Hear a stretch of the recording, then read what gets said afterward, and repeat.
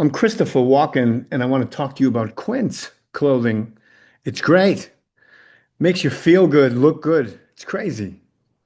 Yo, Quince is what's up. You guys watch my podcast. You see me in these nice khaki pants, that nice plain white tee, but not all plain white tees are the same. Sometimes they just feel good on your body. That's Quince. Quince.com/ more stories. A well-built wardrobe is about pieces that work together. They hold up over time. You don't want to get cheap clothes. That's what Quince does best. They make premium materials, thoughtful designs, everyday staples that feel easy to wear and easy to rely on, even as the weather shifts. It's crazy. Quince has the everyday essentials I love with quality that lasts. Cotton sweaters, organic cotton sweaters, not just cotton sweaters, organic. I'm telling you, Quince is what's up. I wear it all the time on the podcast. You can watch this on YouTube and see my handsome Quince clothing. When me and my wife fool around, I go to take my Quince clothing off. She goes, no, no, leave it on. Leave all your Quince clothing on. It turns me on. It makes me hot. Make your wife go wild by looking like the husband she always wanted to fix you up into. Refresh your wardrobe with Quince. Go to quince.com/more stories for free shipping on your order and 365-day returns. Now available in Canada too. That's Quince, Quince, quince.com/more stories, free shipping and 365-day returns. Quince.com/more stories. Yeah. And while you're there, give them more cowbell. An all-new season of The Secret Lives of Mormon Wives is now streaming on Hulu and Hulu on Disney+. Mom Talk has just been blowing up. Whitney and Jen are on Dancing with the Stars. Taylor is a bachelorette. Saying that out loud is crazy. Like, that is huge. But all the cool opportunities could pull us apart. It's causing issues in everyone's marriage. My whole world is falling apart right now. It's chaos. Watch the Hulu original series, The Secret Lives of Mormon Wives, now streaming on Hulu and Hulu on Disney Plus for bundle subscribers. Terms apply.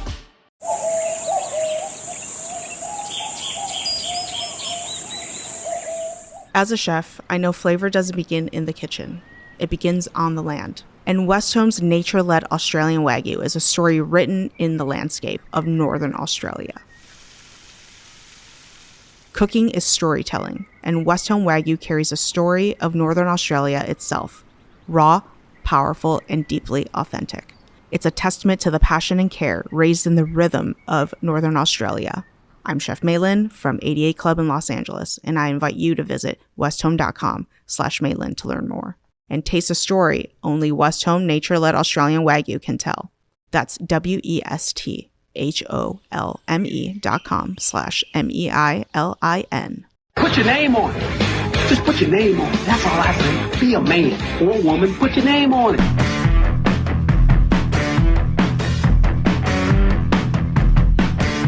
Kenny, I can't believe I'm interviewing you as a guest on my podcast because, first of all, you're my oldest friend. I think you're my actual oldest friend in Los Angeles, right? Yeah. What year did we meet? Shit, I started working there about 92, I think. I was going to guess 90. Yeah, probably. No, it was 92 because I was still working at BAE Systems. What? BAE Systems, government. What would you do there? I was the property administrator over there, aerospace. You worked in aerospace. 3 companies. Really? Yeah, bro. Interpreter? What'd you do? No, I was they wouldn't get nowhere. Well, I'd be still on the corner. But I was head of say they get a contract and the government sending all the equipment over there. I had to keep an eye on all the equipment because once that contract is closed, I had to make sure that the equipment go back. If not, when they do audits, they'll get fined. And you said you got something for me? Yeah, I got some shirt. I got some Kenny Do It t-shirts, Chip. I don't know if you want a black man on your chest. I know a few guys that would. Oh, no, tell you like that, bro. This is great. How'd you know my size, buddy? Huh? Oh, a double XL? That is? One of them is. Oh, from somebody that's swole. You look good. I don't know, how do you feel about black guys with a mustache? Hey, bro, I was in Torrance, right? I'm driving. Wait, where? Yeah, I was driving. Where were you? In Torrance. Torrance? Yeah, I was driving. Next thing you know, a car pull up, a car full of gang members. They said, "What's up, officer?" I said, "Bro, ain't no motherfucking cop." He go, "Man, your motherfucking mustache gave you away, bro. You ain't getting nothing over here." Man, shut the fuck up. Ain't nobody no cop, bro. Keep this in front of you. Ain't nobody Kenny. no cop, bro. Look, this is adjustable. Oh, all right. So the show is Storage Wars. The man is Kenny Crossley. Can he do it? Yes, he can. Yeah. He loves mayonnaise. All day, every day, bro. We went out. Colin just got 4 years sober. Yesterday or Saturday? Yesterday. Congratulations, bro. And you know, we all went out to breakfast, and I had a BLT with egg and made sure there was mayonnaise on that joint. Bro, wasn't it sexy? It was. I don't know if it was sexy, but it was delicious. That motherfucker's sexy, bro. You Mayonnaise. love mayonnaise. Bro, mayonnaise is beautiful, But isn't that bro. a joke? Like white people love mayonnaise. Bro, man, fuck all that. You give me a sandwich with a little bit mayonnaise on it, I'll throw that shit at you, bro. Don't fucking choke me, bro.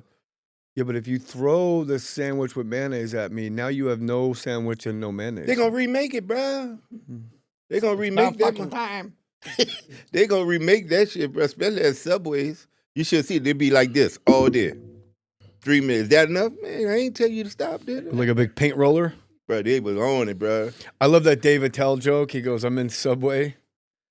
It's just me and the guy that makes the sandwiches. There's nobody else." And I look at him. I look around. I go, "Take the gloves off. Oh, for real? It's just me and you. Raw dog me a sandwich." Finger you touched you up, huh? What's your go-to sandwich at Subway? Everything with cheese. Let me see. I probably go for I like the Philly cheesesteak stuff. Yeah. And drown them in, I ain't gonna say drown them, but just drizzle that shit on there, bro. Yeah, I like the hot ones are good. Yeah. Anytime they got to use that little convection oven, that little Holly Hobby oven. Yeah. They say, do you want to toast it? Fuck, that comes with it, right?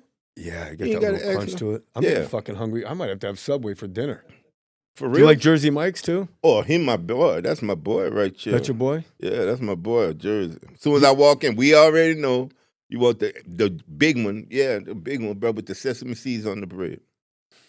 Do you like the big long hoagie hero sandwich? Do you think you like it that much because it's shaped like a cock? What kind of fucking question is that, bro? Is that why you like the big long sandwich? Because you like you're putting a cock in your mouth? Eat no fruity pebble ass sandwich, bro. What's wrong with you, bro? No? No, ain't none of that. Ain't none of how you No, yeah, you never thought. Look, you're getting all uncomfortable. Yeah, bro, because you Well, putting think about it. You mayonnaise keep in the ordering wrong a real world, long. bro. You keep ordering Don't fucking put mayonnaise in that world, bro. mayonnaise. What's that like? Right?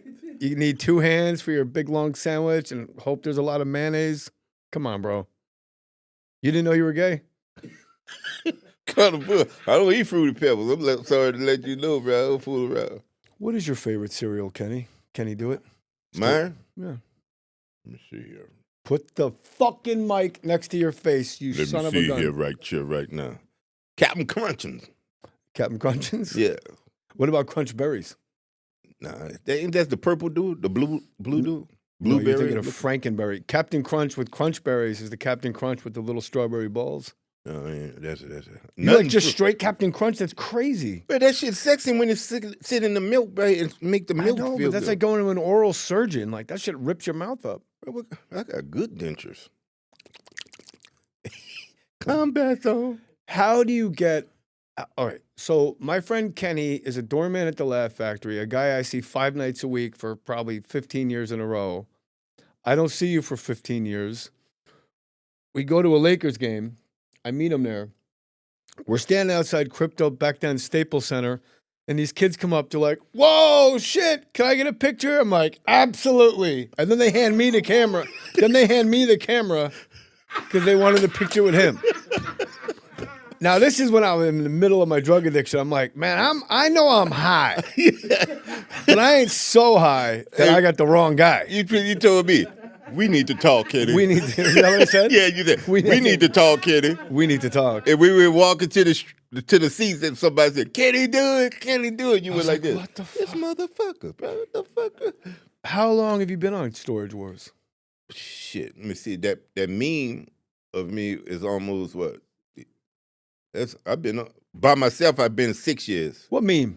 The Watch Your Profanity. Watch your profanity. Watch your profanity. That shit there. That got me going. That got me going, bro. But the first time I ever was on Storage, I was a property manager at U.S. Storage Centers right there for La Cienega. You went from keeping an eye on government contract equipment to managing a storage facility. Yeah, I have a problem with people telling me shit that ain't right. Really? Yeah. How about this? Put the mic next to your face, stupid. Okay. You know, I speak my mind, bro. I don't care what position, president, vice president. Fuck them, bro. You ain't nobody. You just put in little fucking initials in front of your name, bro. You ain't shit. It is true. I remember once there was this lady in a wheelchair who was heckling at the Laugh Factory, and Jamie's like, she has to go. Jamie Masada. Listen, Kenny, she has to go. So you go to kick her out, and she's like, I'm in a wheelchair. And you go, bitch, I don't care if you're crippled. I don't care if you're crippled. You gotta go. You said it loud. Yeah, you got the whole showroom. Bitch, I don't care if you're crippled. You gotta go. But there was so much shit at that club, bro. But I think that was the best thing for me, bro. Because I sit back and I, peek my head through the window and watch y'all on stage, bro. Watch y'all do y'all act and that shit. I just take bits and pieces and made Kenny. You know what I mean? But Kenny is you, though. Yeah. Like, you're not doing a phony character. It is like how I know you. When we're playing PlayStation back in the day, talking shit, that's Kenny. Yeah. So it's maybe it just gave you the courage to come out from behind that little window. Yeah, because Jamie tried to get me on stage. Kenny, buddy. Yeah, he go, buddy, go up there and do the MC. I had to do the MC because the MC didn't show up.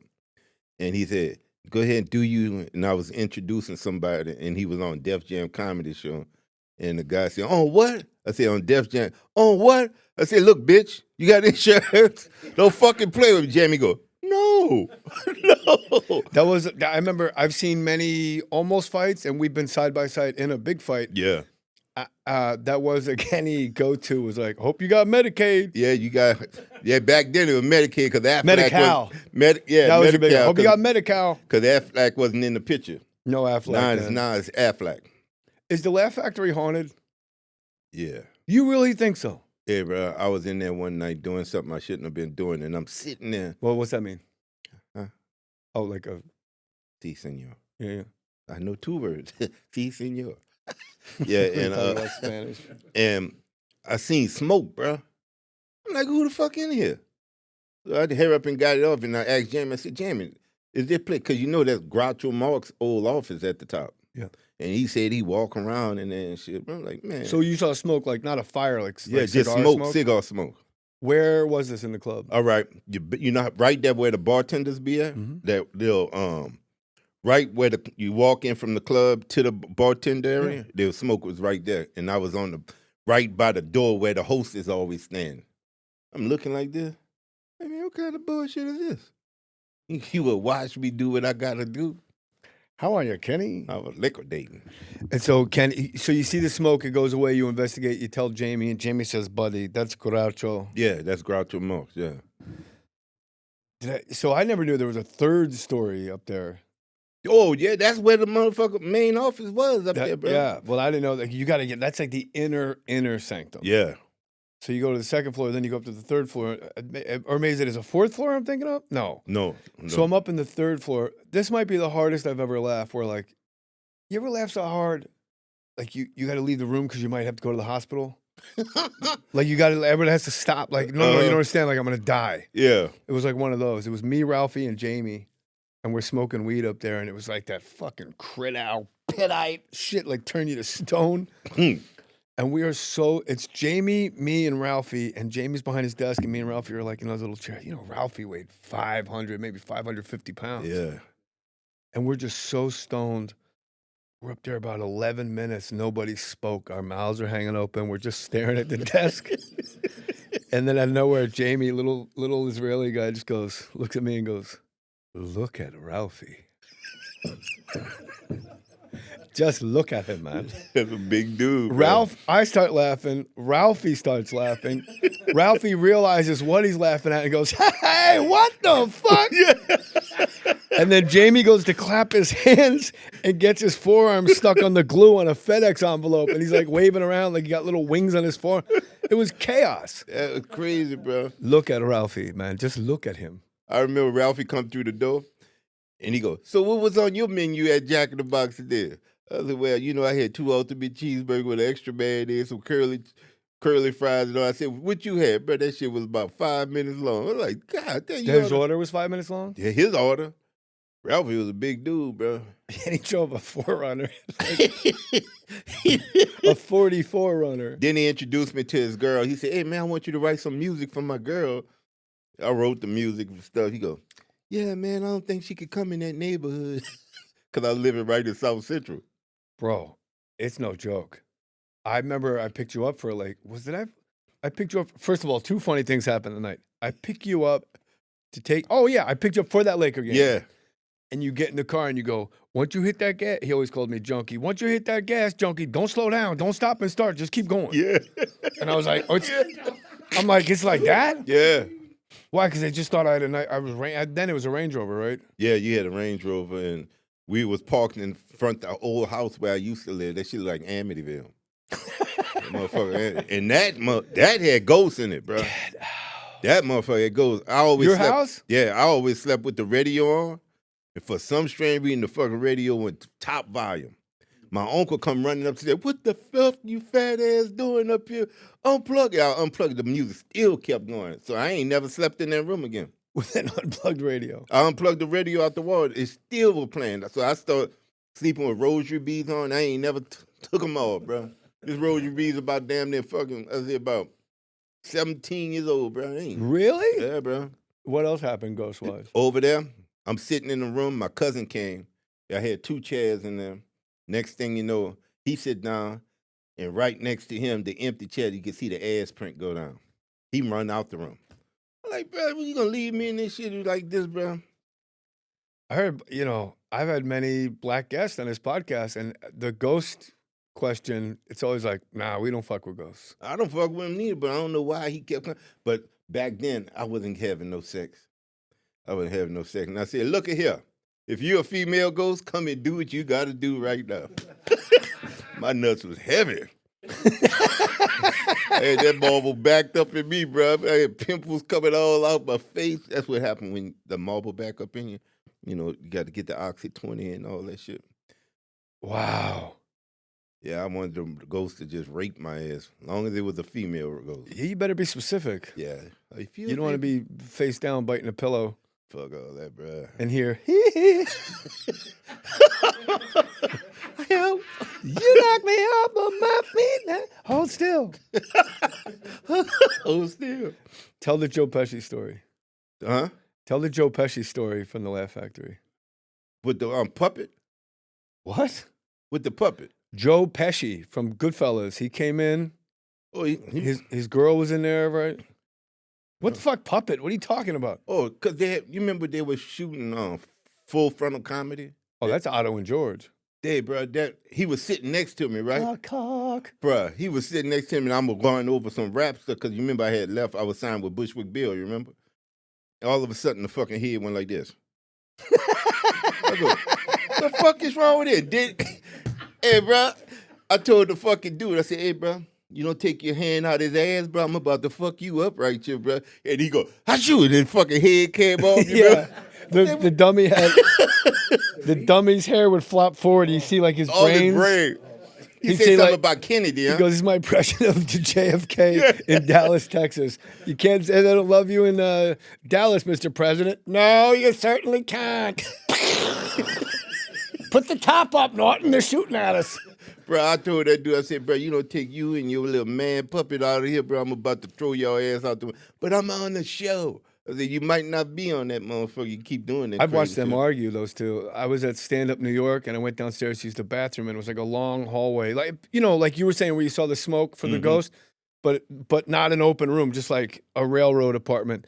And they're all the way down at the end. That's where the bathrooms were. And I turned the corner, and I hear, he's just looking at him, and the dummy goes, "That crowd fucking sucked." And he goes, I know. And he goes, "What the fuck's wrong with you?" And he goes, "I'm sorry." And I went, "Ew." And I just went back up the stairs. I held it. Right, is he still alive? No, he died. He was on the podcast, too. It killed him. Yeah? That's fucked up, bro. Yeah, that's messed up. But that Laugh Factory, bro, it was a good thing, man. It was a good thing. Oh, it's great. Every night, like, people... Man, you talk about guys that make, like, I see comics now, and I just don't know why the audience is laughing. I feel like a dinosaur. I feel like an old guy, like, get off my lawn. And I'm like, that's not that funny. That's not funny. But you look at the guys that were there, and when I say every night, going from in New York, it was the Boston Comedy Club, and then we all come out to LA, and it was the Laugh Factory every night.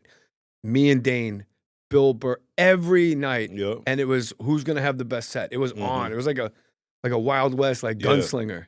Yep. But I think, as far as the workers, our favorite thing was the red light, bro. Why? Get the fucking ass off the stage, bro. Some guys don't look at they didn't do it. They were flashing that shit, bro. And what did all, so to give the comedian the red light, it means time to get off stage. So all the guys that wouldn't get off stage, what did they all have in common, Kenny? They had power. No. They were brothers. Yeah. Black guys run them lights. Yes, they run them lights, bro. You know what Chappelle used to do in New York? And it was, when he did this, you were dead. You'd go on after Chappelle. You're supposed to do 15, 20 minutes. He would do like 45 minutes. And he'd go, and they'd be killing. And he'd go, well, he'd be real stoned, just looking at himself in the mirror in the back of the room. Well, they're giving me the light. They want me to get off stage. I noticed the black guy gets the light a lot faster than the white guy. And now the crowd's like, yeah, what the fuck? And then you got to go up next, and they're like, you're the reason Chappelle's not up here anymore. It's like, Dave. I saw a thing on Instagram. It was Artie Fuqua was hosting at the Comedy Cellar, and the guy that posted the clip goes, Artie was supposed to do 10 minutes, 35 minutes later as the host, he brought me up. And he just put that in his clip. He just left the intro and explained it. And I wrote, 30 years later, nothing's changed. Artie writes back, Jay! And I'm like, yeah, what's up, buddy?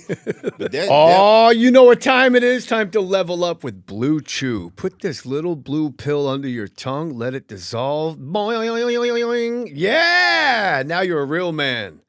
Now you're up and at 'em. Now you know what it's like to please a woman. Blue Chew is turning bedroom performance into an Olympic sport. Go for your gold. I'm telling you guys, I used to wrestle with this touch and go stuff with my you-know-what. Joe knows. Joe was there. Joe was there. It was always like, oh, I hope it still works. I hope it stays working. And now I got the Blue Chew under the tongue. All you do is put it under your tongue, and you come in, you're like Superman. Boing. Let's not read between the lines. I'm talking about boners. Blue Chew Gold is the newest innovation from the #1 chewable ED brand. This ain't your grandpa's little blue pill. Nah, but if it was, he'd be rock hard too. This is the 4-in-1 beast that's setting the gold standard for performance. Make life easier by getting harder. And discover your options at bluechew.com. I am so happy they're on board. You know who else is happy around here? All of our wives. They don't know what happened. We never stop. It's 24/7. Me, Joe, and Kyle. We got a special deal for our listeners. Get 10% off your first month of Blue Chew Gold with the code MOHR, M-O-H-R. That's promo code MOHR, M-O-H-R. BlueChew.com for more details and important safety information. And we thank Blue Chew for sponsoring the podcast. Get it up and keep it up. Blue Chew. But that was, I've seen a lot of people come from nothing and made something out themselves, bro. Like who? Like Jamie Kennedy. I remember Jamie told him, said, you're not going to make it in this business, bro. And he come down, he was a little upset. I said, bro, keep doing you, bro. Nobody knows who's going to be the next star. I think about 2-3 months later, he wound up doing that Malibu Most Wanted. Yeah, don't be hating. That's what I'm saying. I'm like, I told that dude, I said, bro, because his first act was he was laying on the stage, saying that he was just laying down on his back on the stage, telling his jokes. I didn't know that. Yeah, I said, bro, that shit was different, bro. But that's what you want to be, different. You know what I mean? I remember Tenacious D used to close the Friday Night Late Show. Do you remember them? Mm-hmm. You can't fuck with the D, bro. Mm-mm. Did they? I never saw them because I was always at another club by then, like doing another spot. But they that must have been ridiculous to see Tenacious D just on a Friday night in front of 100 people. Bro, they'd go for like 1 a.m. But you know what gets me, bro? Say the industry, right? Y'all be doing the jokes year after year, year after year, and all of a sudden, a new person come in there from the industry go, hey, I could use that. Think we could make a show out of that. Even though it's the same shit. Yeah, it's the same thing, but that just goes to show you how much repetition you have to do just to catch somebody. You know what I mean? And you got to get them there. That's the thing, is getting these executives off their offices and off their asses and coming to see you. Mm-hmm. Like, I would always have producers and agents and stuff like early, like, oh, if I do impressions on stage, I can act out my impression. Then they know I act, even though I'm still doing my stand-up. Like my Arsenio Hall impression, I would cry in it.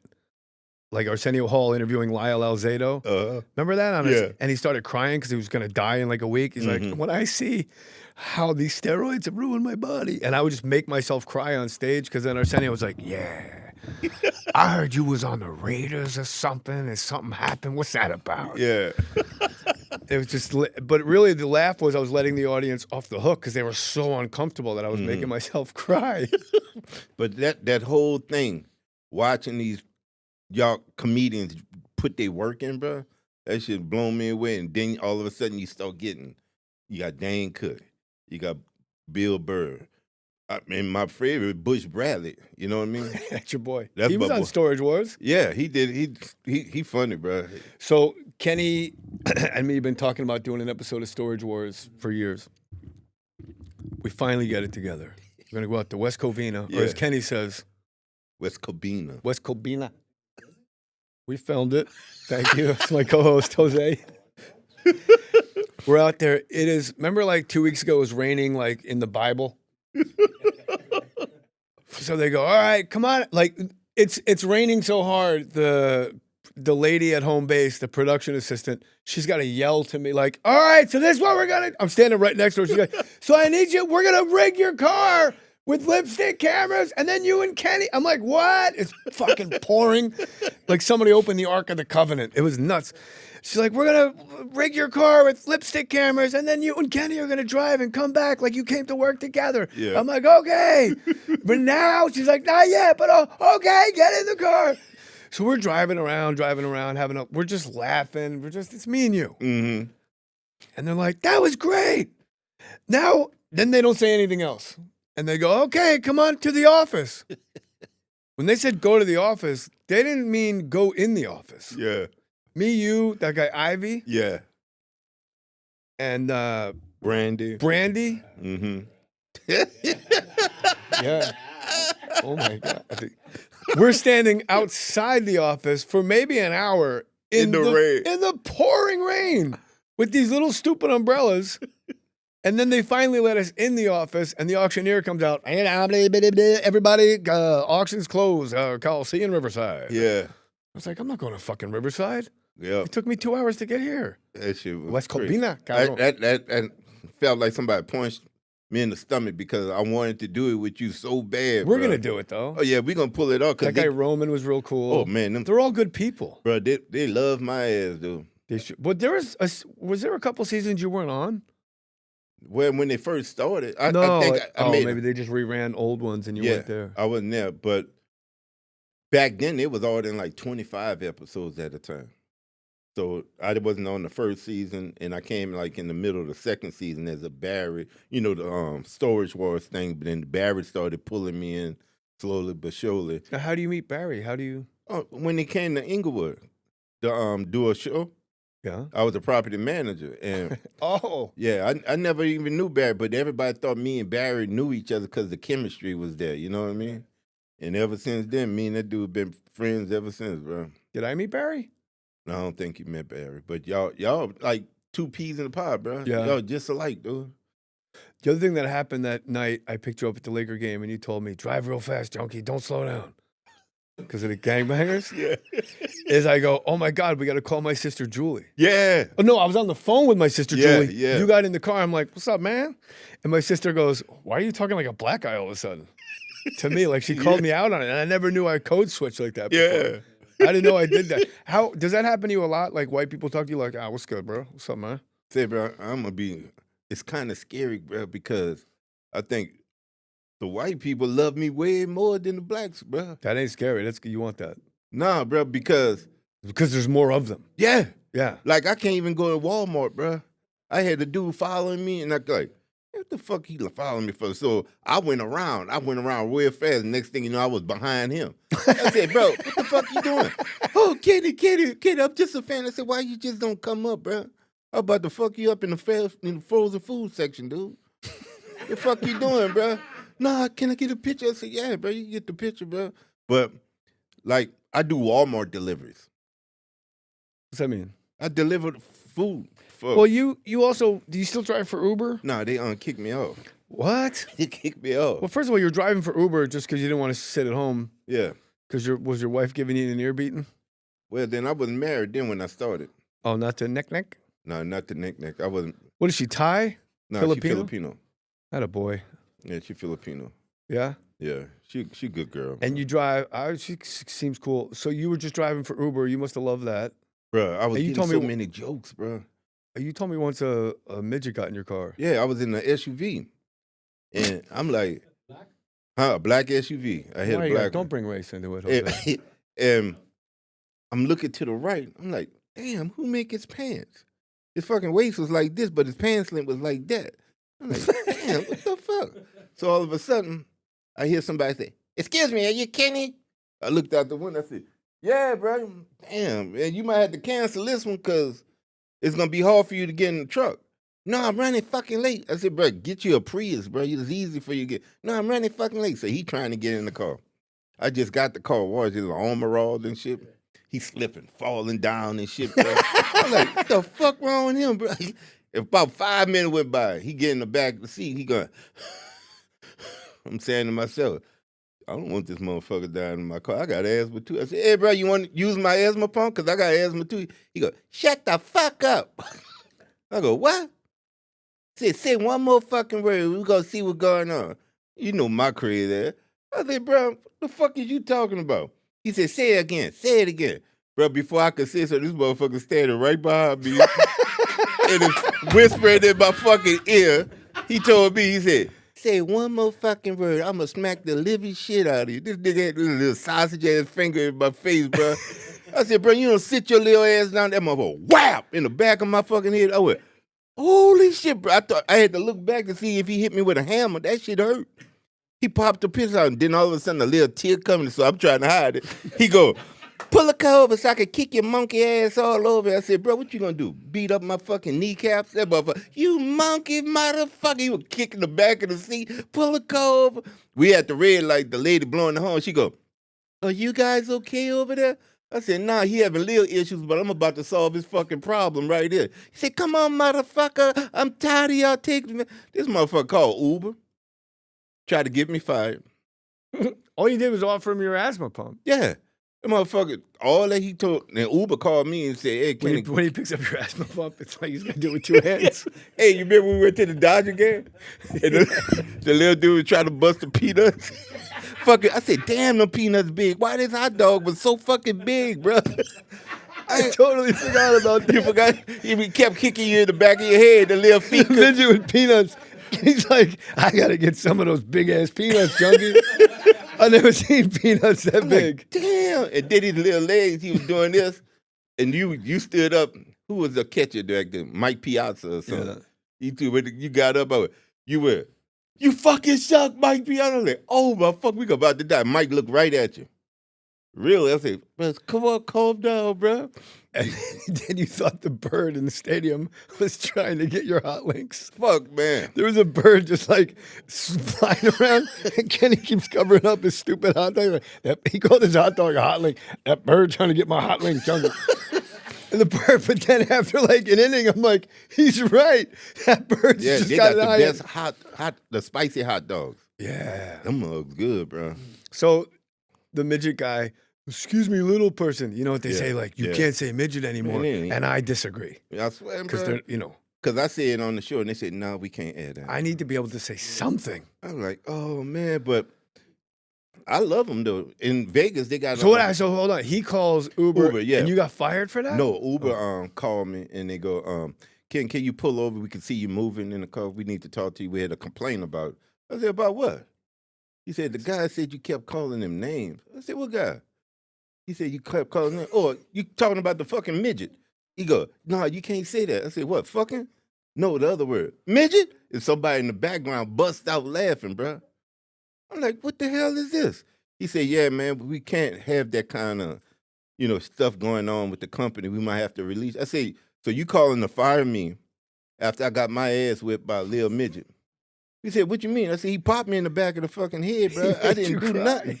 I had tears in my fucking eyes, bro. And if I would have whipped his ass, the newspaper would have said, Uber driver dismantle midget. Now, which one you want? You want me to take the ass whipping or you be paying his ass? I can't believe you. Kenny, because I've seen Kenny. I'll never forget that night, Kenny. I'm in the lobby. I had a Rottweiler named Shirley, and there's like a little table, like an end table that you put against the wall. And I'm leaning, like kind of sitting on the table, and my Rottweiler's underneath the table as the crowd's being sat. So there's a long line of people down Sunset Boulevard, and they just single file past this table. Mm-hmm. And I'm just checking them. I'm like, what's up, man? What's up, man? What's up, man? And there's these 4 Mexican people. It was a couple, I think. Yeah. And the one guy's so drunk, Colin. He's just looking at me. He's looking at my dog. Like he's like cartoon, like weaving like this. And he looks at my Rottweiler and just kicks her in the face. Oh. And I go, whoa, what the fuck? And the other people grabbed this guy. He must have had 2 strikes or something because they dragged him out. Mm-hmm. They were not like proud. They were just like, we're sorry. And I go, man, fuck you, man, fuck. They're like, we're sorry. I go, and fuck your mother, man. They're like, I'm sorry. And fuck your set. And they all stop and go, what? Remember that? I said, Yeah. and fuck your set. And they're like, what? And it was on, bro. This guy was on PCP or something. Yeah. When I tell you, for 30 minutes, picture all, like you got to set a timer for 30 minutes. When I tell you, me and him for 30 minutes punched another man from the chin to the top of his forehead. Just ba ba ba ba ba ba. And the guy just kept, remember, I'm not going to say it. Remember what he kept saying? You say it. I'm not saying it. You fucking N-word. Yeah. You fucking N-word. He's looking at me. You fucking N-word. Ba ba ba ba ba. And then Ralphie May tries to get involved, but he got little ass hands. Yeah, he could do that. Jamie Masada comes down like, what's going on? Buddy. Jamie Masada's like a 5-foot little Israeli, like old man. He's like, and me and Kenny are like, everybody get back. This fight went on. It was like something out of like Family Guy when Peter fights the chicken, where it goes all across the street and over. At one point, the guy falls on his back. And Kenny picks up the valet stanchion that weighs like 60 pounds, and he picks it up to brain the guy. And I go, Kenny, 5 to 10 years, man. Yeah. And he sets it down. And he goes, damn, that's why I love you, Junkie. In the middle of the fight, I go, 5 to 10 years, Kenny. Yeah. He goes, that's why I love you, Junkie. And I go to stomp this guy's legs so he can't get up. And I was wearing flip-flops. Yeah. And they kept dangling off my feet. I have never worn, since that day in 1994, I have never worn flip-flops again in public. And don't forget about your boy pulling up in his Cadillac. Oh, I'm getting there. Mitch Mulaney. Mitch Mulaney. Rest in peace, Mitch, you beautiful son of a gun. Yeah. Mitch Mulaney was a nerdy white comedian that had a TV show. Pull up Mitch Mulaney on your phone, Mulaney. Mitch Mulaney. He was on a TV show on I think it was WB or the UPN called Nick Freno, Licensed Teacher. Yep. What we didn't know, that guy. That's the coolest, and that's the hardest, by the way, he's ever looked in that picture. Yeah. He was just a nerdy guy. He pulls up in a convertible Eldorado. Yeah. And we're just, bah, bah, bah, bah. Oh, by the way, in that fight, I threw the single greatest punch I've ever hit another person with in my life. Because he goes to grab Ralphie by the chest, but he goes to step on the curb at the same time. And you know when you like go to the bottom of your steps and you think there's an extra step and you do that weird, he does that, but he still steps down in the curb. He's not on the sidewalk yet, but he's looking straight down. And the restaurant of me is like, kill the head, kill the beast. He hangs his head. With everything I had, bow, bow, and his head went like in a boxing movie, slow-mo, like went all the way up to the sky and all the way down, and then he just looks up and goes, you fucking N-word? I was like, oh, it became like a horror movie. He wouldn't stop. So Mitch Mulaney pulls up in a convertible Eldorado. What none of us knew until after this fight was Mitch Mulaney grew up in like an orphanage or something in Oakland. And his job was running numbers for the mob up there, or for the gangs. because Mitch is nice. He got hands, bro. Mitch comes out of his car, slams the car. He's wearing a suit, and he just smiles and goes, "All right." At one point, he just hit a guy backwards for sport, like pink, and it was over. I stopped him when I was like this. Where the hell you come from, bro?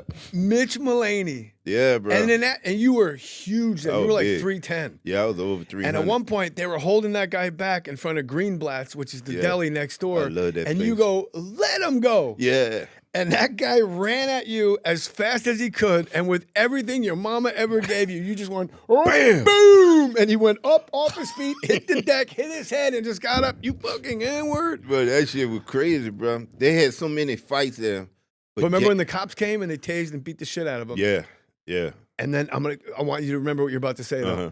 So then the police go, we need you guys to identify him for the report.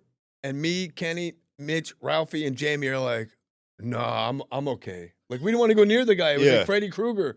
So we walked up to that parking lot up Laurel, and he's in the back of the car unconscious. Man, this guy's face looked like a pack of meat, and somebody put like a brick of firecrackers in it. Tore his ass up, bro. That's not, he's going to wake up in the holding cell and be like, what happened? Yeah. He looked like a fucking ransom note. This episode is brought to you by Indeed. Stop waiting around for the perfect candidate. Instead, use Indeed sponsored jobs to find the right people with the right skills fast. It's a simple way to make sure your listing is the first candidates see. According to Indeed data, sponsored jobs have 4 times more applicants than non-sponsored jobs. So go build your dream team today with Indeed. Get a $75 sponsored job credit at Indeed.com/podcast. Terms and conditions apply. The Lincoln Spring Sales event is on now, and there's never been a better time to experience the feeling of driving a Lincoln. Pictures, sunlight through the available panoramic vista roof, music, weather, and maps on the 48-inch panoramic display, and a drive so smooth that inspiration rides up front. Stepping out better than you got in. That's the Lincoln feeling. Get behind the wheel of the 2026 Lincoln Nautilus SUV and discover exceptional offers only at your local Lincoln retailer. At IKEA, your dreams can come true. Well, maybe not the ones where you're being chased by a monster. We're talking about kitchen dreams. And there are IKEA products and solutions for all of them. Whether it's a whole new kitchen, a statement glassware set, or just new cutlery. If you got big dreams or small dreams in any size of budget, IKEA can help you bring them to life. Visit IKEA.us/dreamkitchen to learn more. Dream the possibility. Bro, it was so many fights at that door.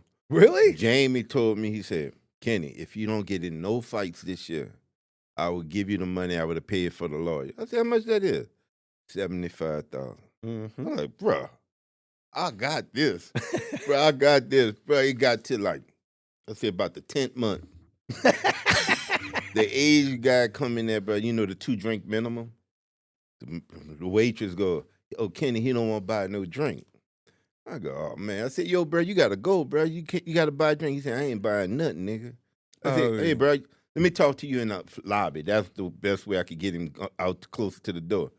That motherfucker grabbed me by my neck, pushed me against the wall. Lil Mel, you remember Mel? Yeah. She go, Kenny, remember, $75,000. I said, I can't breathe, Mel. This motherfucker choking the fish out. He choking, bro. And I was trying to move his hand. I don't know what he was on. Kung Fu. Bro, I said, you know what? I just seen the money just leaving my head, bro. I hit this motherfucker in the rib. On it. Boom! That motherfucker went down. Bam! His girl said, you killing him. You killing him. I said, I ain't finished yet. Hold on. I started popping his ass. This dude got up. He go, I'll be back, old man. I'm like, who the fuck he calling, old man? His voice. Yeah, it changed, bro. I'll be back, old man. I was so pissed. I said, bro, I ain't What did know. he sound like before? He was, You fucked him up so bad. yeah, His voice. hey, motherfucker. I'll be back. I'll be old back, man. old man. I'm like, what the fuck, bro? You haven't seen the last of me. I know. And then next thing you know how the lion outside? Yeah. The skinhead I had a fight with because of Paula Bell. Love Paula Bell. Oh, but Paula, she don't give a fuck. Paula, though, this fucking guy kept telling Paula while she on stage, Kenny. No, the guy go, show us your pussy. It might be more funny than you. She said, oh, you want to see my pussy? Hold on, let me show you my pussy. Oh, Kenny. Kick this Opie Taylor motherfucker out of here. I said, come on, bro, let's go. He go, you know what, bro? I ain't never been kicked out of a club by a coon before. I started laughing because I'm trying to picture my big ass in a tree. You know what I mean? I said, bro, that was a good one, bro. That was a good one. So I'm standing at the door. He walk away, he come back. He spit in my face. I said, bro, that's a free one, bro. He said, what you gonna do? He walk away, he come back, he swung, he hit me right here in my chest. I went, bam, bam, crushed all this. He was on the ground. His friends would come out. What happened, Bill? He stood up and went, I'll be back. He go, the friends come out. What happened? The coon. Say, bro, and you remember our best friend, Dominique. Yeah. Dominique, he was across the street sweeping the floor, and he seen it. He said, he went to McDonald's. He come back and give me a Happy Meal. He go, look at him, Mr. Gorilla, just calm down. I heard the lick. You know how he talk. How he talk, Jim? I heard the lick. Yeah. Dominique. Yeah. Dominic, but you called him Dominique. Yeah. Was a homeless guy that swept up outside the club. I guess he lived in a garage across the street. Yeah, at the auto shop. And he was homeless. Like a little tiny, skinny homeless guy. But he looked like those guys that do like doo-wop on the street corner in Philadelphia, like Sha-na-na, but like at 80. Like, So Dominique had like this nervous tick where he go, and he would set, like Jose with chairs at the meetings. This guy was obsessed with making the stools in the lobby just right. And then one day Dominique comes in and he's wearing a free windbreaker. You know, like Sandy will show up one day with just like free. Also, he's got a new jacket because it was in the Goodwill. So this guy's got a windbreaker, and on the back it says security. And so for 6 months, Kenny's like, "Hey, Curity, hey, Curity, come here, Curity." And you just kept going, "Hey, Curity, hey, Curity." And then finally, like after 6 months, I go, "Why do you keep calling him Curity?" He goes, "'Cause that motherfucker ain't security." I was like, that was a great 6-month joke. Bro, that dude, he was the Laugh Factory, you know? To me, he was. I really loved him. Yeah, bro. You and him were like, we was like soulmates. Always getting it on, going after his stuff. Oh, you fucking big ugly gorilla. And I Shut your told face. Jamie, I said, Jamie, put him on stage. You remember he sung with Joey Boy? Danny Boy. Danny Boy, yeah, Danny Boy. And he started sung like crying, Danny Boy. Jamie was throwing the light on. He was ignoring the piss. Danny Boy. You know those homeless guys, like the belt is cinched all the way like it's a bag of money in a pirate movie? Yeah. He had like that. But he would always go, "Oh, we had hookers all the time back in the day, boy." It was me and Kenny standing there. And we're like, where'd you get hookers, man? What are you talking about? He goes, "Oh, this is back in the day. We got them all over the place. Sunset and Vine, Cahuenga." And he looks at Kenny and he goes, "The San Diego Zoo." Yeah.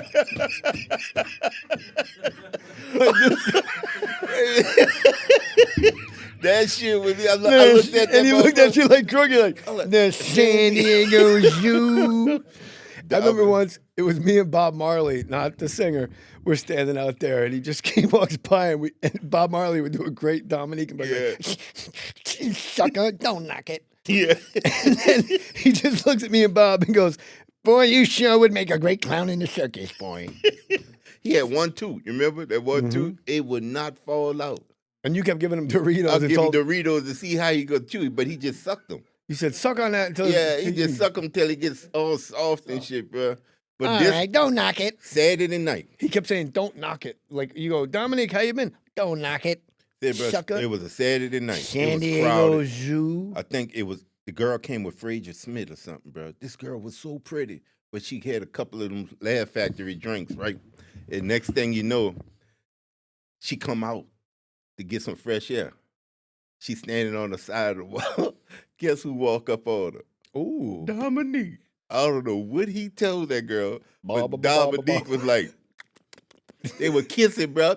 No! I swear to God, No bro. way. I I said, didn't know this. Jamie, come see this shit. Come see this shit. And then all of a sudden, it's Dominique with that 1 2.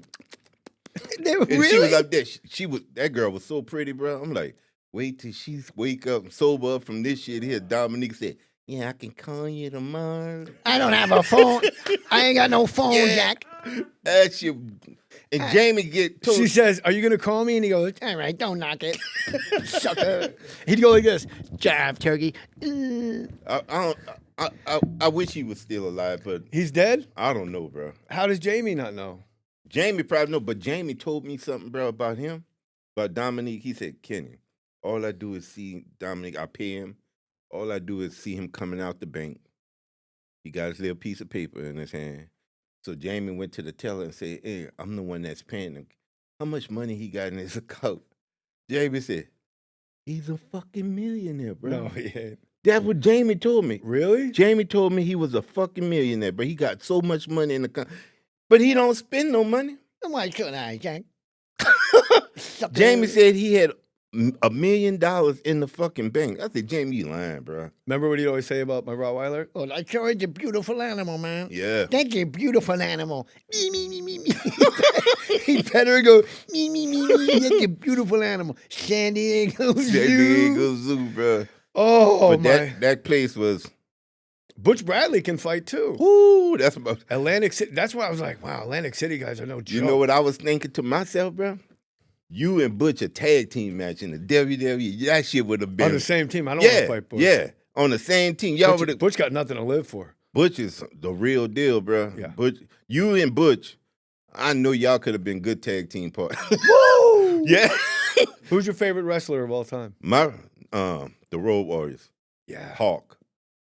Hawk and Animal. Is that the reverse Mohawk guy? That's yeah. You want with the reverse? two. Yeah, because nobody wants to be him. So you Yeah. can be him and I'll be Animal. Yeah, I was me and my boy Carl White when we went to college, played football. That's what they used to call us. Yeah. Because we always hung together. And you know how you have the pit? We There's have the pit. microphones here, right? We have the pit, right? And they had me in the pit. All of a sudden, the coach would call your number. You just had to be, quick on the swivel. Man, they had these dudes from Texas. Coach called one of these dudes. He didn't like it. Bro, we was in that shit punching, motherfucker. We just punching. We said, Ray, he was blowing the whistle like crazy. What's up with you two crazy motherfuckers? Said, bro, we from the lower ninth ward, bro. We don't play that shit because they were all coming after us. You know what I mean? Oh, you're from the Ninth Ward in Lower ninth in ward. New Orleans? Yeah, in New Orleans. Guys are tough there? Bruh. Boy, let me tell you something.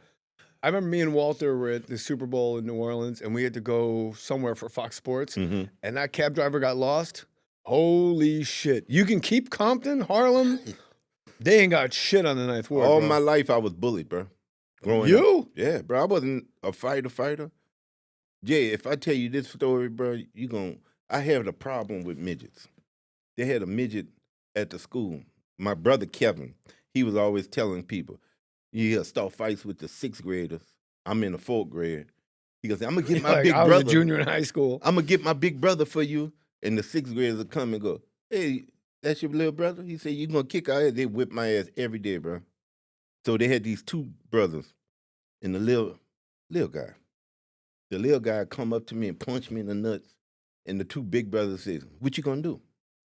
I ain't going to do nothing, bro. They whip my ass anyway. I ain't throw a lick or nothing, bro. That's what I was like, too. I was like, I just want to. Bro, they just beat my ass for a whole year, Jay.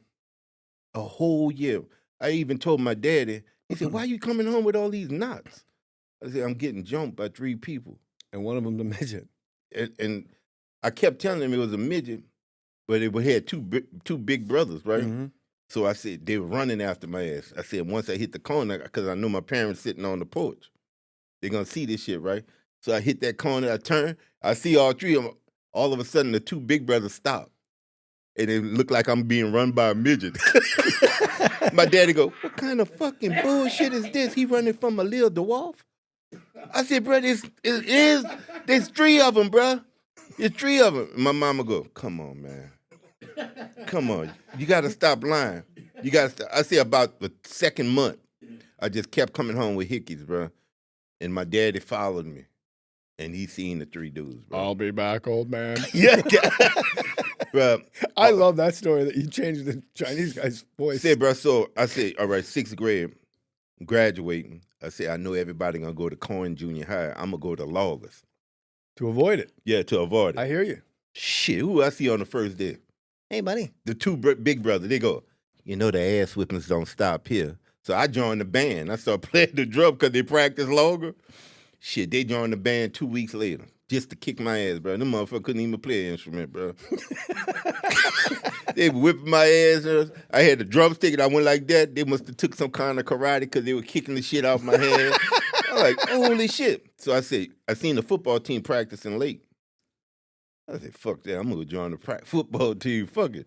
Who they come on the football team. Oh, they just tortured you. That was their ass right there. Oh, yeah? That was it. They coach go, you won your wind sprint. You go, sit down. As soon as they get in the 3-point stand, dude, I come like a fucking plane out of nowhere. Just tear their ass up. And the coach go, what's wrong with you, dude? I said, bro, this dude whipped my ass for a whole year. Ain't nobody. He said, yeah, you can kick their ass, but they ain't shit nowhere. I would tore their ass up. One of them, their knee, I had just tore everything up in his knee. He walked with a limp to this day. And the other brother, me and him, good friends. Where are these guys? They still in New Orleans? I haven't heard from them since Katrina. I haven't heard from them since then. But they was bullies. But they took my little drumsticks and broke my shit across their knee, bro. I can show my daddy, bro. But this the funny shit. They had an uncle, elementary school, playing the drums, right? My daddy worked overtime to get this fucking drum for me so I could march in this parade with the little cape. Yeah. So New Orleans, that's a big deal, man. Say, bro. So I'm standing right there, waiting for the parade. Big. Hold on. So I could march in the parade with my cape. Yeah. So everybody had cape. Elementary ain't got no band uniforms, bro. So this big guy come by. He go, yeah, I heard you been having problems with my nephews and stuff. I said, yeah, why? He said, well, you ain't gonna have to worry about that no more. I said, why? You gonna go to jail, bro. I said, why I'm gonna go to jail? You gonna get pulled over by the cops and they gonna take you to jail. I said, why, bro?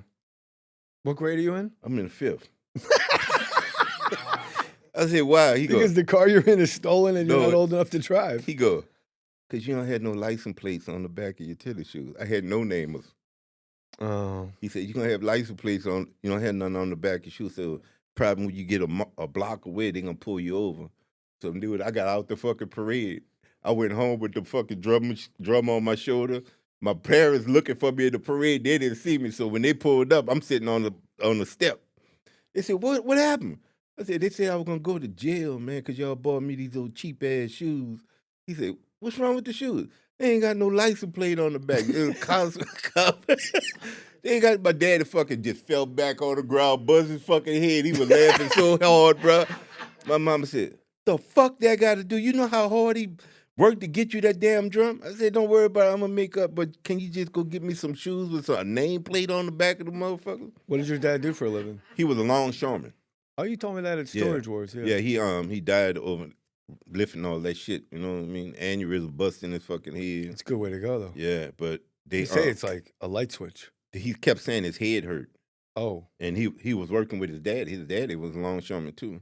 And they gave him an aspirin, and they told him to go lay in the car. And when they checked on him, blood was all out in the eye, ears, everything, bro. Jesus. I thought somebody killed him. So when my mama came home, I knew something was wrong because we go to school through sleet, snow, whatever, tornadoes, and we stayed home that day. And I said, where my mom at? And the neighbor was watching. She said, she'll be back. And I seen her crying and stuff. I said, what's wrong with you? Your dad did. I went to go get a shotgun.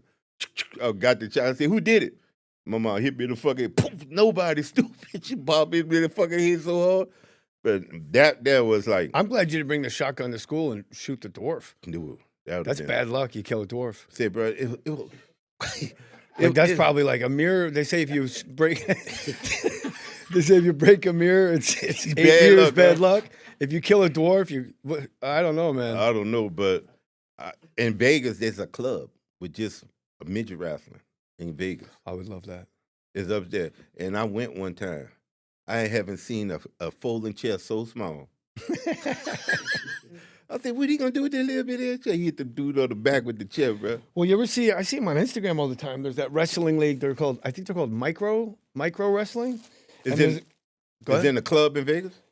I think they tour around. There's a guy named Psycho. He wears like a glass eye, and then like there's strawberry shortcake. Like she's kind of fine though. Yeah.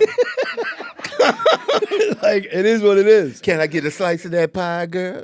Can I get a slice? I'm gonna look it up right now. Colin, can you look up micro wrestling on Instagram? I picked up a female midget though. Where? In the Uber out here. She sat in the front seat. She pulled that seat all the way up to the dashboard. I said, why you do that? Feet sticking straight out? Like this. She was like this. Her hair was like right by the dashboard, bro. I said, what you doing? Why are you doing that? I like to see everything. So I'm talking to her. She was pretty cute. It's like my Pomeranian. Yeah. Like to see out the dashboard. Yeah? Yeah. So I made a mistake. She was looking at me. She said, you're so nice. And I did this. I looked in the eye. That was it. What, you got to put a spell on her? No, she go, would you like to go out?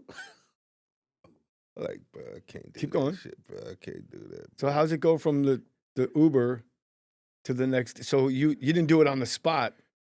Oh, so you like put in work and everything? No, I did it. Yeah, you did. I didn't did it. She go, don't be, if you don't like me. I said, no, you pretty. She They're said, thick give me your too, number. right? Huh? They're like thick. Yeah. You like that? Yeah, she was nice. She had the little buttocks going. But she was sitting high. That's how big her booty was. She was Yeah, sitting it's like way they're up wearing like this 14 and shit, bro. diapers. Yeah. And she said, can I have your number? Yeah, that's them. Look at that, Ken. Yeah. Micro. That's my That's man in Psycho. Vegas? That's Psycho. Is that in Vegas? That's just outdoors. They just travel. Bro, that shit did the best. Can you bro. see it from there, Kenny? Yeah, I gave her my number. And man, after I Oh, dropped yeah, her, she that must top have rope. called How me high do you like think it really is? about 20 times in one day, bro. I talked over you. What happened? She asked me for my number. Yeah. I gave her, she must have called me like 20-something times in one day, bro. Texting, Would you calling. bring Ellie Mae upstairs for Tita for me? Right now? Tita's calling her. But Ellie Mae, this is her studio, bro. Yeah? Ellie! Coming, T! I would have bet. I would have bet. What? The dog was growling? No, Tita is the housekeeper's calling her to take I know, her out. but I heard the dog go. No, that was him. He's Puerto Rican. Oh. Puerto Ricans get like growly. Yeah. Sundays for dogs. You need to know this because you're a dog lover like me. You see my dogs in my podcast. You see how awesome they look on camera, how healthy, how fluffy, how bright and beautiful they are. Why is that? Oh, I don't know.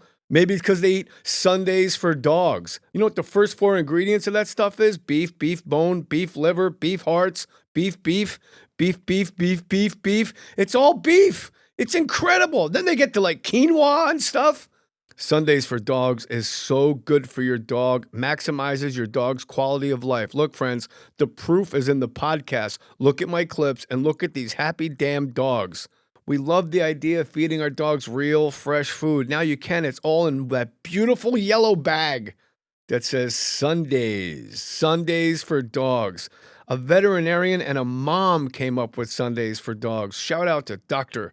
Tori Waxman. She got tired of seeing the so-called premium dog food of fillers and synthetics. Don't feed your dog synthetics. What are you, a jerk? She designed Sundays, air-dried real food made in a human-grade kitchen using the same ingredients and care you'd use to cook for yourself and your family when you eat beef hearts and beef bone and beef broth and beef livers. Look, friends, I literally carry Sundays for Dogs in my coat pocket when I walk the dogs, and the dogs in the neighborhood see me coming. They start wagging their tails, barking and crying. I'm the treat guy now. But it's not just treats. It's Sundays for Dogs. Look for the yellow bag. Make the switch to Sundays. Go right now to sundaysfordogs.com/Mohr50, MOHR 50, and get 50% off your first order, or you can use the code Mohr50 at checkout. That's 50% off your first order at sundaysfordogs.com/Mohr50, sundaysfordogs.com/Mohr50, or use code Mohr50 at checkout. Sundays for Dogs. You know the difference between a straight Puerto Rican and a gay Puerto Rican? What? 3 beers. You never heard that one? No. I did it in one of my specials. It's like you're out doing shots and the guy's like, bang, hey man, there's lots of chicks here. Look at, they got the pussies. Nice titty. They put an S on weird shit. Yeah. Like, she got a nice pussies, bro. Let's do another shot. You want to do shots? Okay, man. Bang. Hey, man. Look at that. Her boyfriend has a big fucking chest. Like, I give a shit. Let's do another shot, bro. Bang. Let's suck each other's dicks. What are we doing? No. That's what's like hanging out with Jose. He's a jeweler. If you ever need jewelry, he's the guy. He is? He's a master jeweler. Ain't that something? He did Jeannie's wedding ring, engagement ring. Yeah. But So I think I told the story before on the podcast, but I'll tell it again. He goes, Jay, I'm going to, thank you. He goes, I'm going to hook you up with a ring. He goes, what do you want to spend? I go, 20,000, He shows me 3-carat diamond. G, was it G? Genie's ring? G rating? Yes or no? Yeah, G. That's good, right? Holy shit. English, second language. So he goes, listen, Jay. But he's everything Jose says, he's panicked like, listen to me, listen. He goes, anybody else, they show you this exact ring, they're gonna charge you $68,750. And I'm like, all right. To the penny, huh? To the penny. So there's a friend of the family that comes over who's a jeweler. He shows me. He did Jeannie's whole family's everybody. Mm-hmm. So I'm like, oh, I'll meet this guy out of respect. And he sits down at a dining room table upstairs and he opens. They always get that cool cloth thing. They unroll it. This guy's showing me like 1.5 carat, 1 carat, 1.5 carat. And I'm like, well, what's going on? He goes, well, you know. I go, oh, these are really great, because he knew what I wanted to spend. I go, well, let me ask you a question, pal. You know, if I wanted this exact quality, a G, you know, but 3 carats, what would that cost me? Guy takes out a calculator. Uh-huh. Cha-ching, cha-ching, cha-ching. He goes, right, you're looking at $68,750 to the fucking penny. This guy had no idea. He just blew himself out of the water, and I'm like, ah. To the penny that now fucked him, huh? Now I just want him to get out. Like the penny fucked him. Yeah, but Jose told me exactly what the guy was going to charge me because he did it for no markup whatsoever. I'm like, holy. But now the guy's in my house and I'm just got to like act like I'm interested. But I'm texting him while the guy's in front of me like, all right, let's do it. So he's your guy if you ever need anything. Jose Gonzalez. You got them blings, huh? Connection. And we're not sure what. He manages a sober living, that one. Yeah. Collects piss all day. For real? On Crenshaw? Hey, that's my boy. Yeah. That's my man. Well, you don't hang around crazy ass people. You hang out with Well, I people go to you meetings trust, all the you know what I time. mean? They're fucking crazy. But No. you hang out with people that Sober you trust. people. You know? Yeah. Yeah, I know they're all good, bro. Can I tell your story for real quick? So he was my first sponsee, like guys you help. Mm-hmm. I had like 10, 11 months. I go, call me anytime. 4 a.m, my phone rings. And I'm like, uh-oh. He's like, hey, listen, I'm in the psych ward. I can't I can't talk long because I got snipers on me. For real? And I go, okay, what's going on? He goes, there's a nuclear bomb on the corner of Granville and Tennessee in West LA. I need you to get out of bed. I need you to go over there, and I'm going to help you take it apart. We're going to save Los Angeles, but you got to bring a flashlight. You got to make sure you got some running shoes. And I'm like, okay.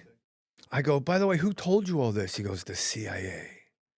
I go, Kyle, not for nothing, but I don't know. I just don't think you're that important that you're the guy they would tell.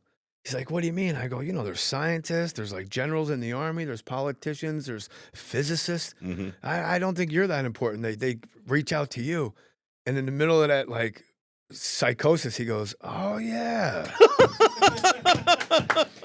So that's why he's always going to be my favorite guy. Because when you fight a guy, you can feel when he's going. Mm-hmm. Like I know from wrestling, like, oh shit, like some unspoken vibe. You're like, I got him. Yeah. But that's the first time I ever felt a guy like come up like the Undertaker, like from the grave of like he came the other way. Yeah. Like, oh yeah, dong, oh, yeah. dong. But speaking of wrestling, when I seen you coach those kids, bro, that opened my eyes and told me what type of guy you was. Where'd you see me coach? I used to come with to watch you in Santa Monica.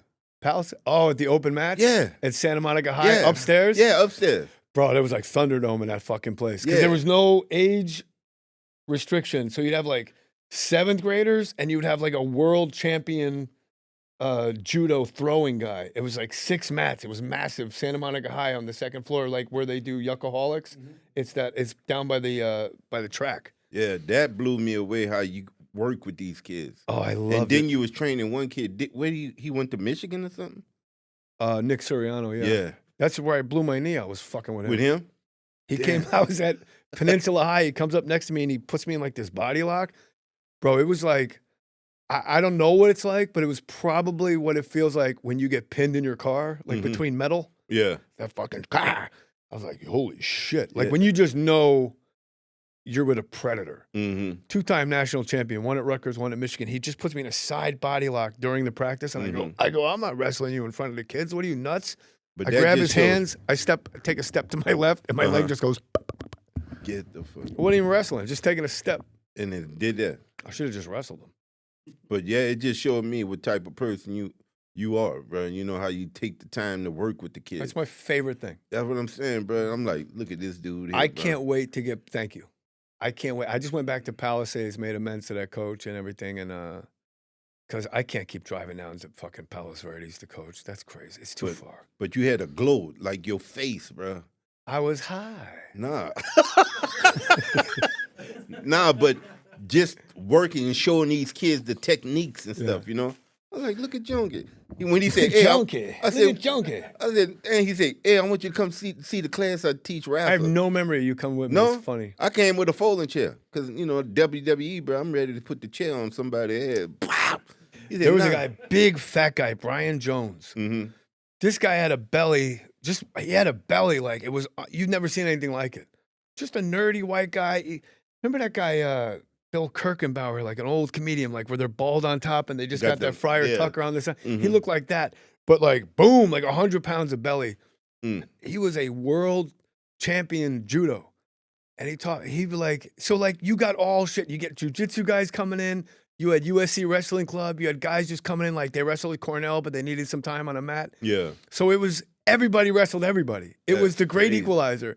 And this guy would show me he showed me a throw. I don't know how to do it, but it was to do the throw, you had to go straight backwards like a backflip on a diving board. And it was scary. And he's like, you just got to try. I remember this guy going, you just got to trust it, man.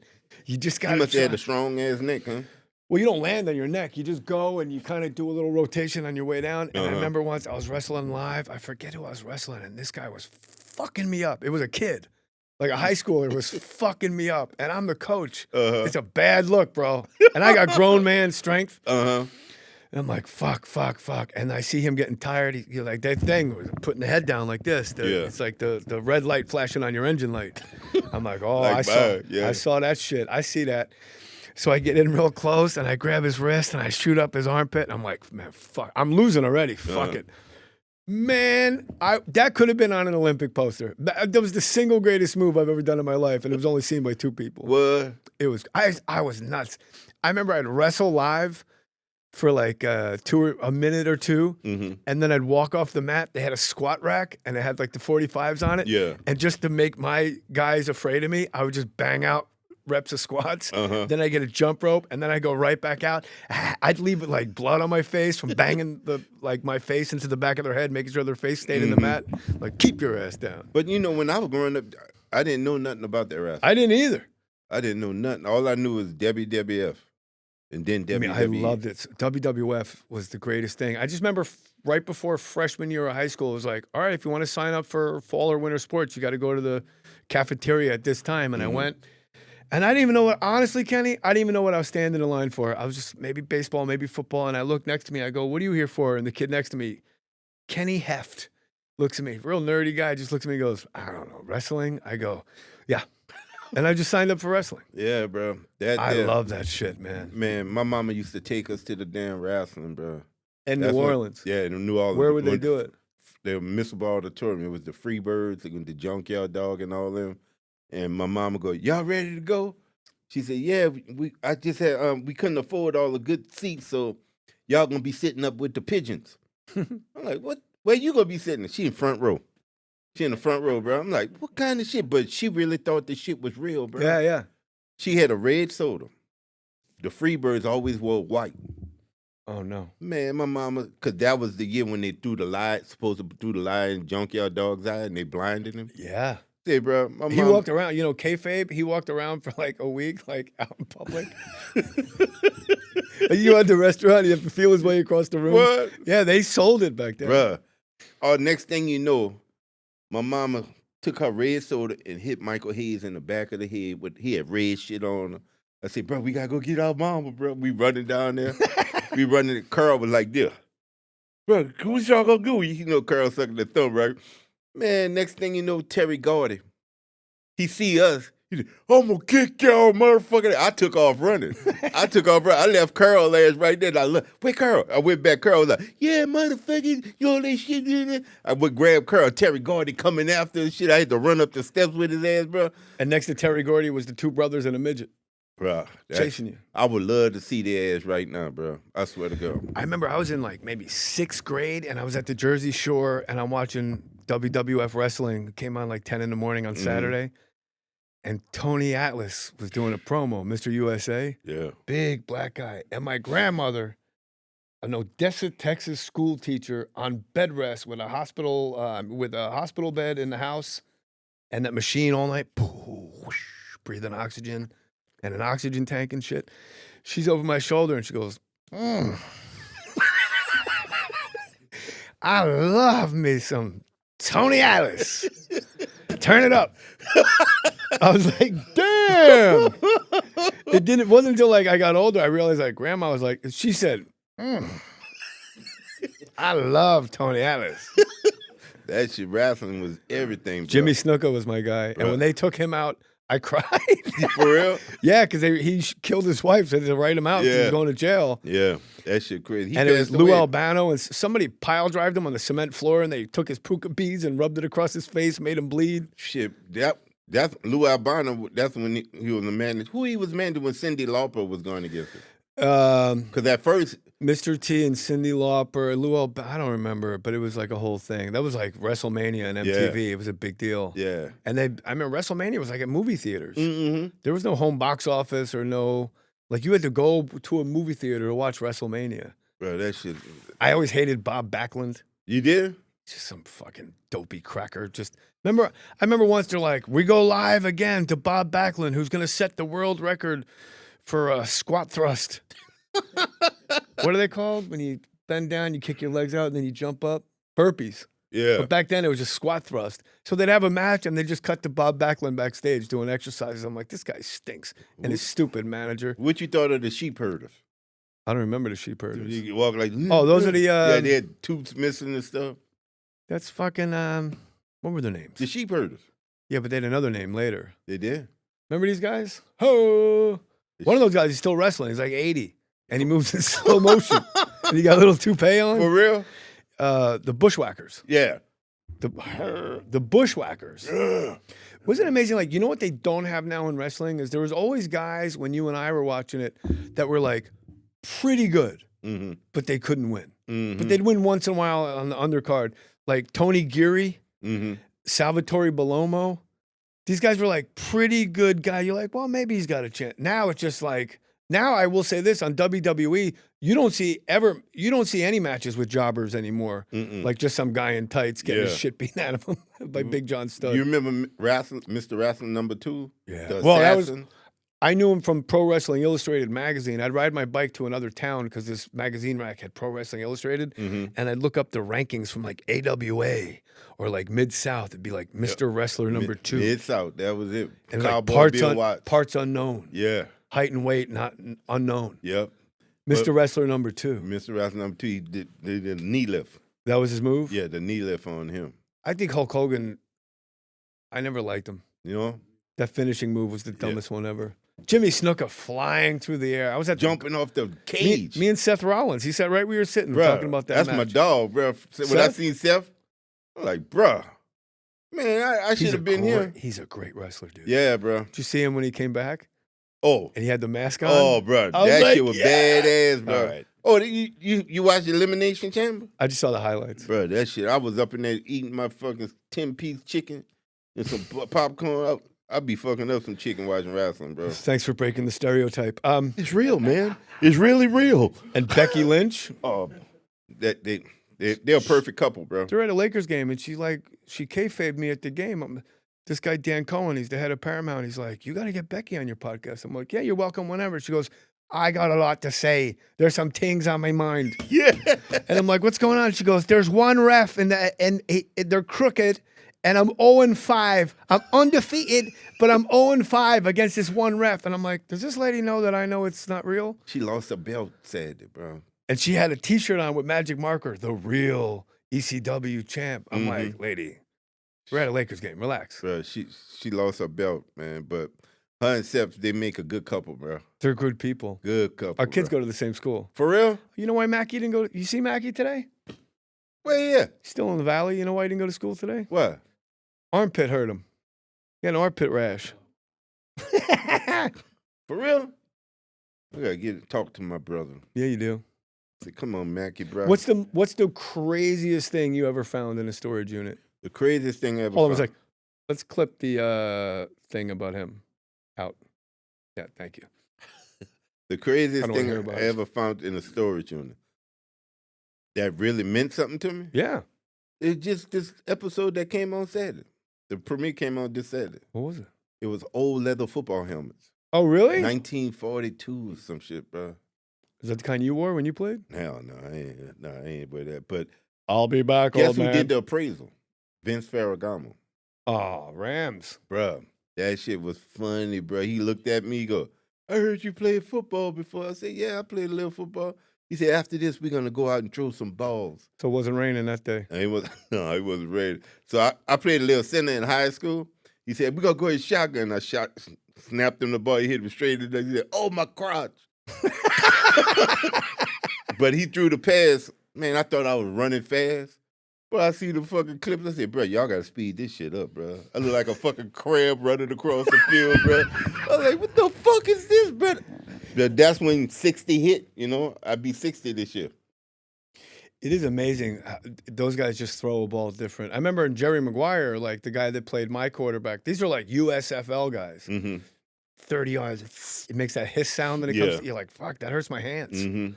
But you were telling me in the car about something you found. It was like a 3-foot ashtray or something. Yeah, I found that it was about that tall, and the appraiser said I wouldn't sell it for nothing less than $3,000. I said I'm gonna just wait until they air the episode, you know. And What was it? What was it made out of? It was wood. It was made in 17 something. Oh wow. Yeah, 17 something. It was like a cigar ashtray, and they had the copper bowl where the ashes go in from the top.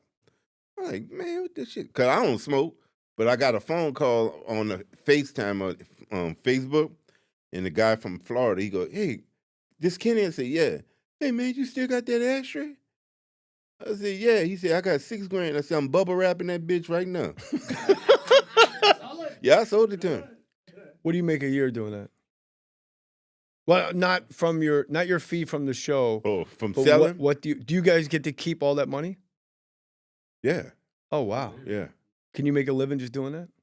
No, not the way I eat. No, I eat, bro. I think I be in a fucking drive-through about 3-4 times a day, bro. Bro, that's not good for an older brother. I know. I'm cutting back. I don't get 3 cheeseburgers no more. Remember that Robin Harris joke? He goes, you set me up with that midget woman. My wife caught me with that midget woman. Yeah. She said, you son of a bitch. I thought you weren't going to cheat on me no more. I said, can't you see I'm Yeah, trying to cut down? down? Yeah. Kenny Crossley, he's on Instagram. Are you on Twitter too? I'm under Jackie's Famous, the pralines. Oh, yeah. Jackie, how do Famous. people, you guys got to get these. Did you bring that shit? Bring that. Man, I'm sorry, bro. That's okay. Watch your profanity. Yeah, all day, every day. I'll be back, old man. Yeah, that shit was crazy. I'll be back. I was looking for his ass because if he came drugged up like he was, I wouldn't be able to beat that dude. I got to give the guy some respect, though, that he just went first. Yeah. Like in a fight, hit first, hit hard. He grabbed me by my neck. I ain't never been like grabbed like I was a punk. You know Kenny, what I mean? remember your money. I can't breathe now. I can't breathe, man. I can't breathe, man. I said, fuck, I'm about to pass. I just went, boom, hit it. He just dropped. Bam. I hit them. You could hear his ribs crack. Oh, that's He got back up. painful. He looked at, I'll be back, old man. They got in this little fancy ass car too, bro. She was driving. Come on. She said, when she was saying, you go kill him. I was just pounding his ass.